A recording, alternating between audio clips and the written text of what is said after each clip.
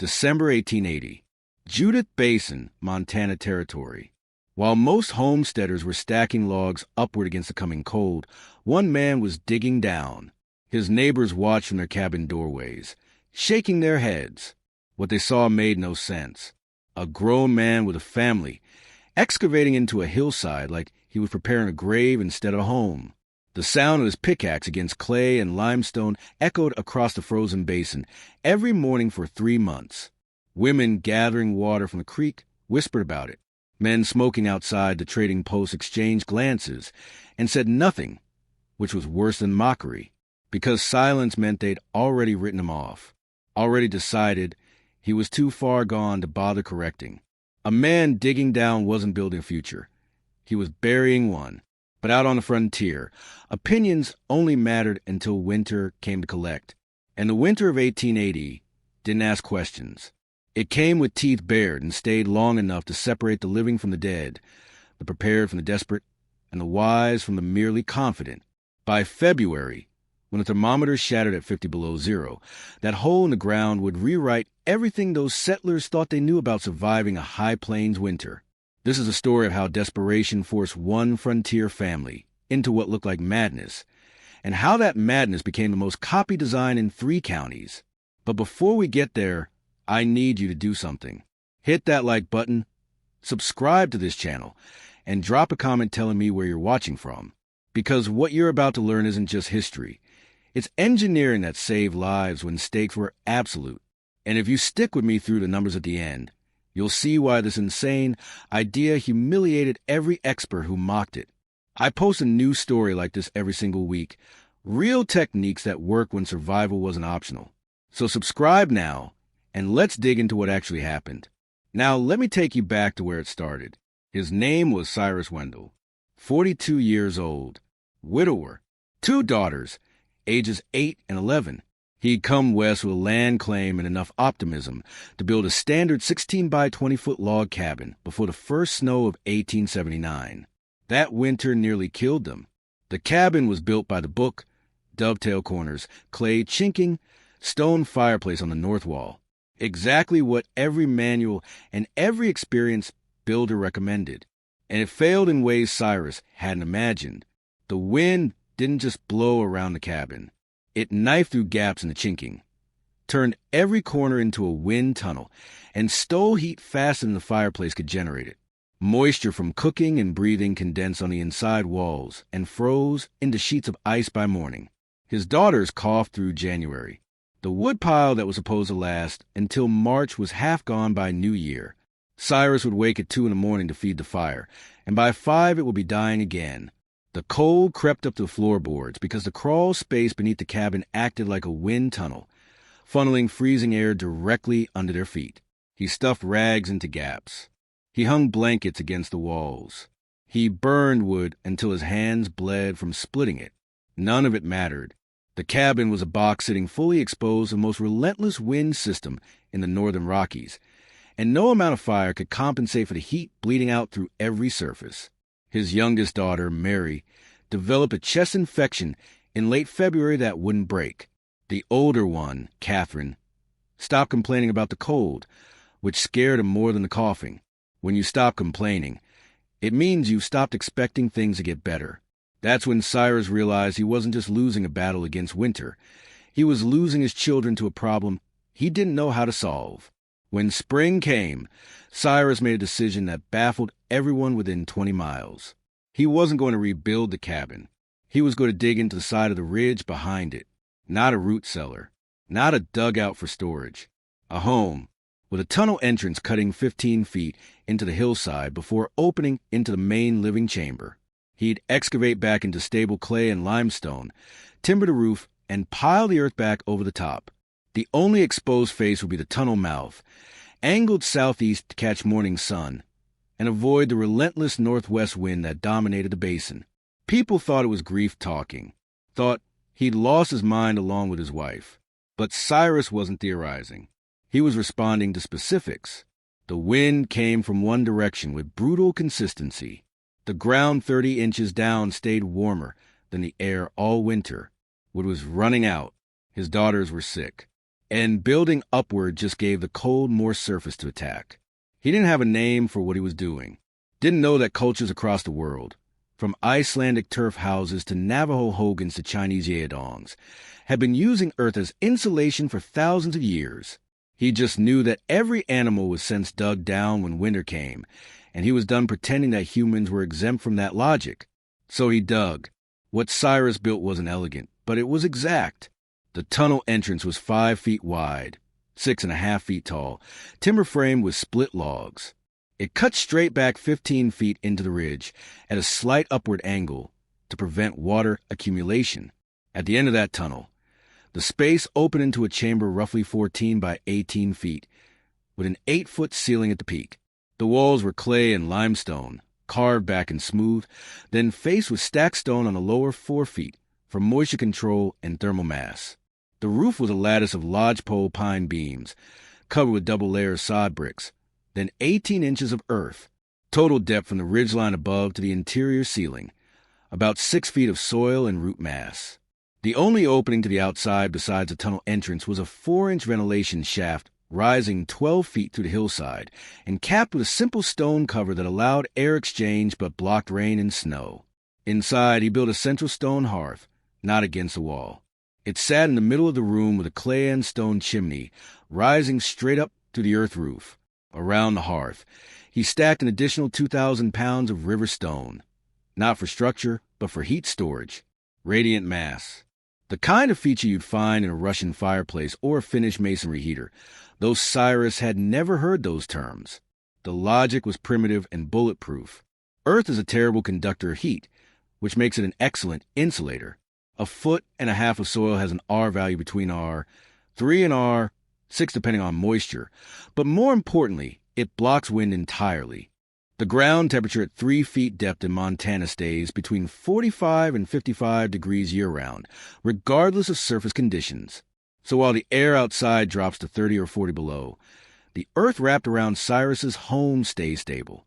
The tunnel acts as a thermal buffer, an airlock that prevents direct wind penetration and allows cold air to settle and stratify before reaching the living space. The stone hearth and surrounding mass? That's a battery, heated during the evening, and it radiates warmth for 8 to 10 hours after the fire dies.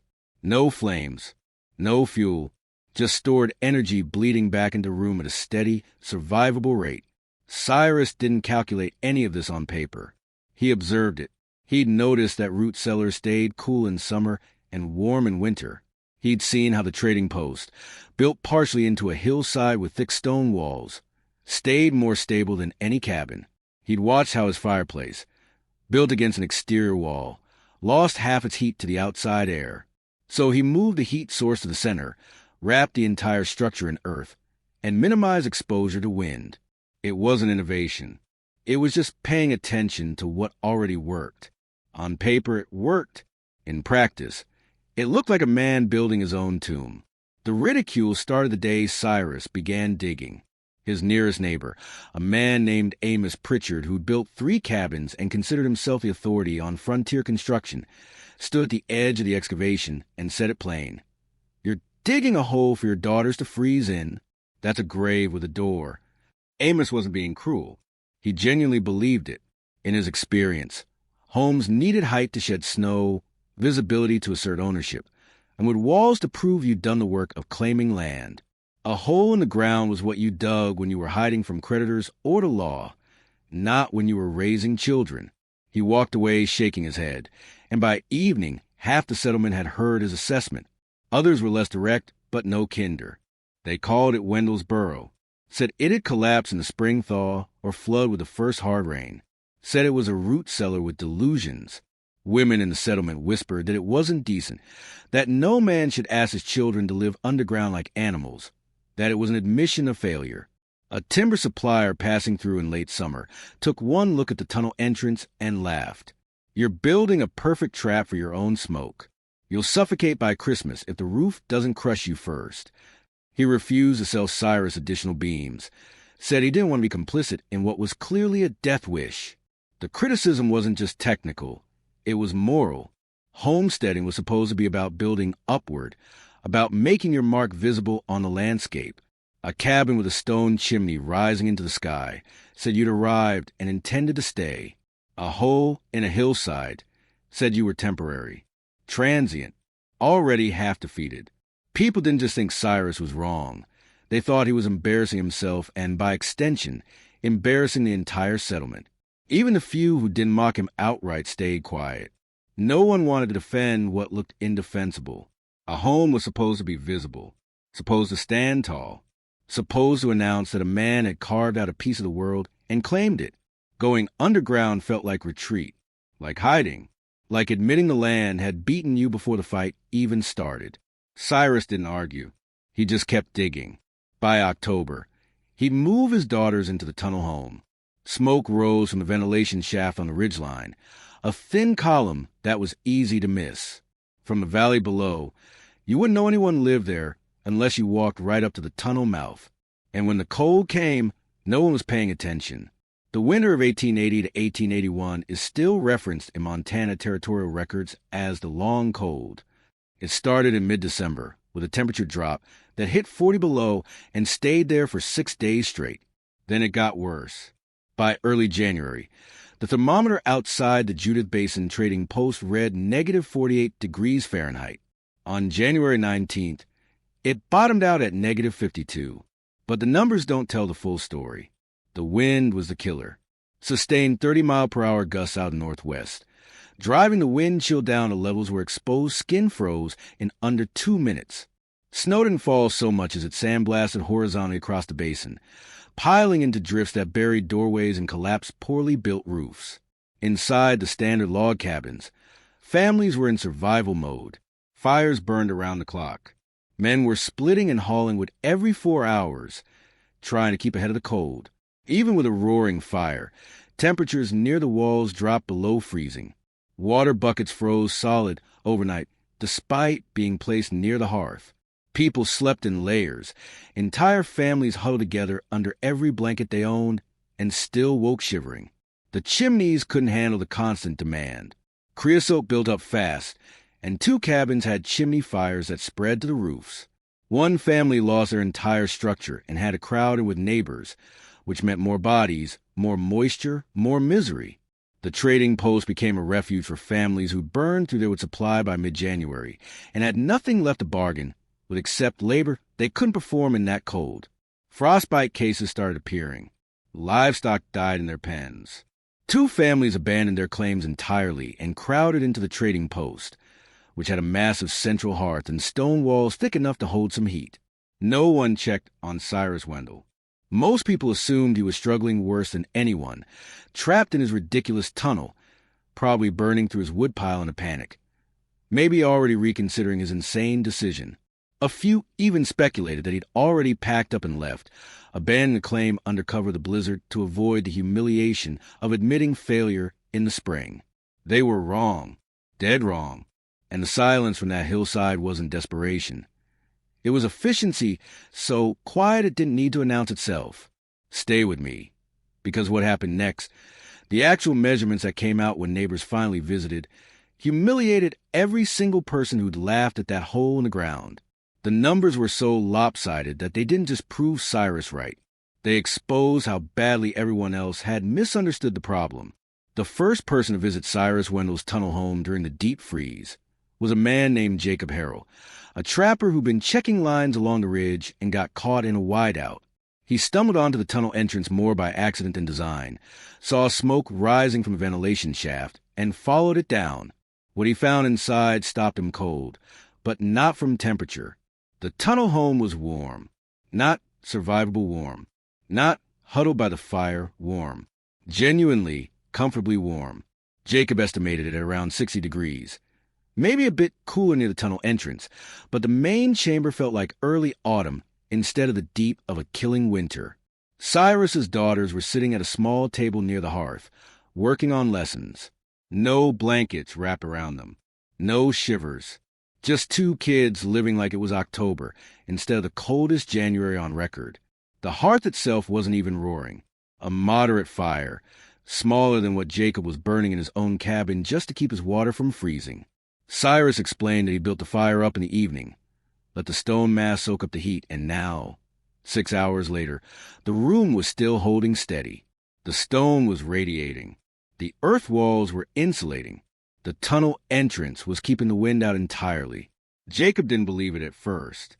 He walked the perimeter of the room, put his hand against the stone walls, checked the tunnel for drafts. Nothing. No cold spots. No wind penetration. The air was still dry and warm enough that he had to remove his outer coat within 10 minutes. When he asked about wood consumption, Cyrus walked him to the wood storage area just inside the tunnel entrance. The pile was barely touched. He'd been burning 1/3 the amount Jacob was using in his own cabin and achieving better results. Jacob did the math in his head and realized that at his current burn rate, he'd run out of wood by mid-February. Cyrus had enough to last until April, easy. The comparison was brutal. Jacob's cabin, built exactly to standard, was consuming 18 to 20 inches of split wood every 4 hours just to keep the interior above freezing. Cyrus was burning 6 to 8 inches every 8 to 10 hours and maintaining a temperature 20 degrees warmer. The thermal mass and earth insulation weren't just working. They were dominating every conventional method in the basin. Jacob asked about moisture, about ventilation, about smoke. Cyrus showed him the ventilation shaft, explained how the natural draft pulled stale air up and out while the tunnel entrance allowed fresh air to enter and warm gradually before reaching the living space. No backdraft, no smoke buildup, no condensation freezing on the walls because the walls themselves stayed warm enough to prevent it. The numbers were undeniable. Inside Cyrus's tunnel home, the temperature held between 55 and 62 degrees with minimal fire. Inside a standard cabin during the same period, temperatures ranged from 32 to 50 degrees depending on how recently the fire had been fed. Cyrus was using half the wood. His daughters weren't coughing. The air was breathable.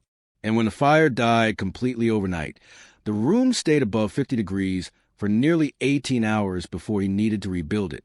Jacob Harrell left that tunnel shaking his head, but not in mockery, in disbelief. He'd spent 2 decades on the frontier, built 4 cabins, and thought he understood cold weather survival.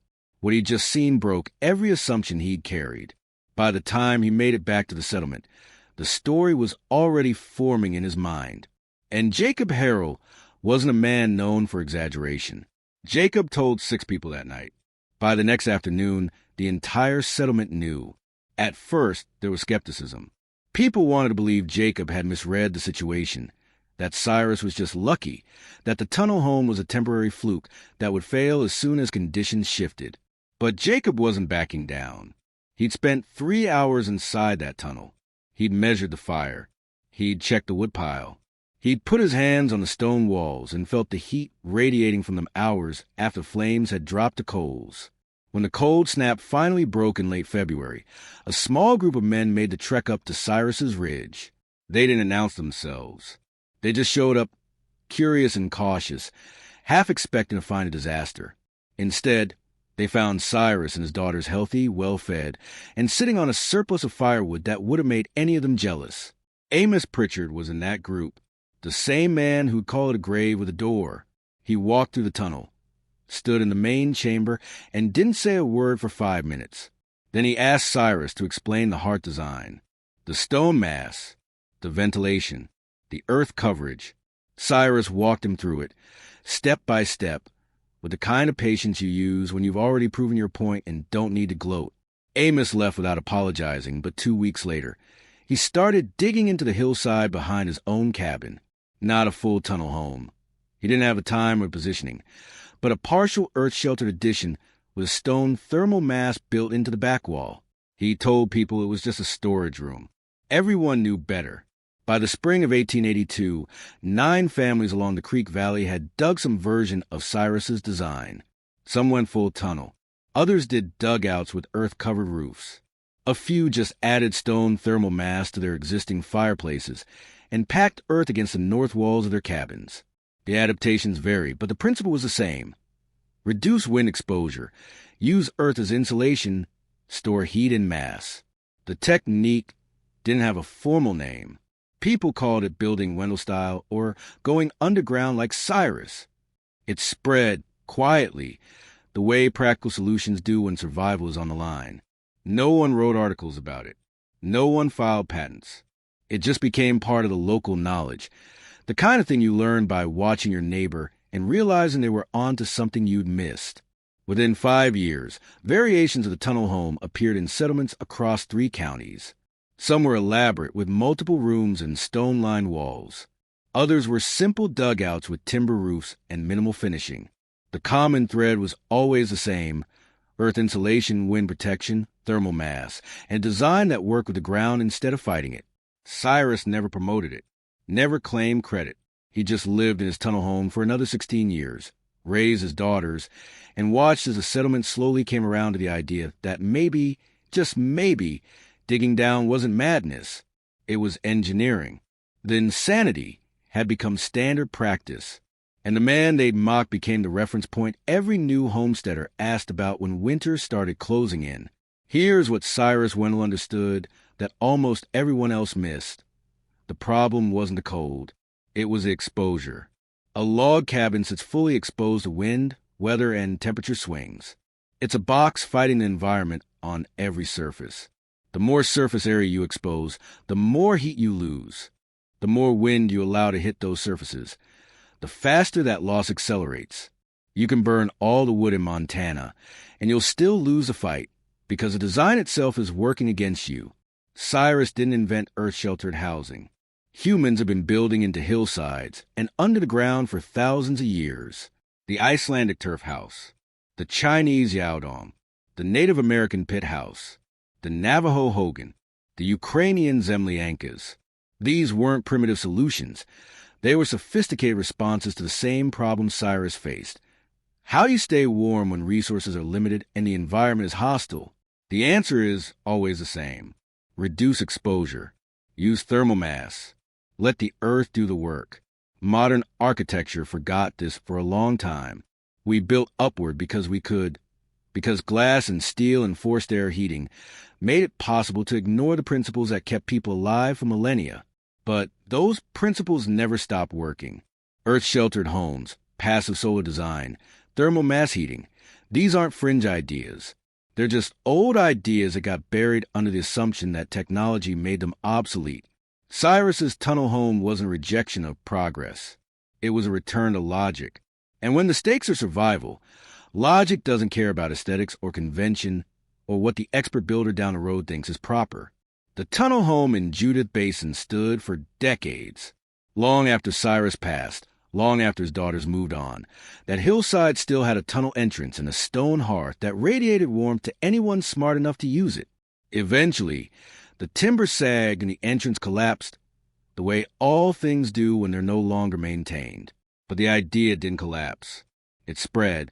It adapted. It survived in the designs of families who learned the hard way that sometimes the best way to face a brutal winter isn't to stand tall. It's to dig in. Now I want to hear from you.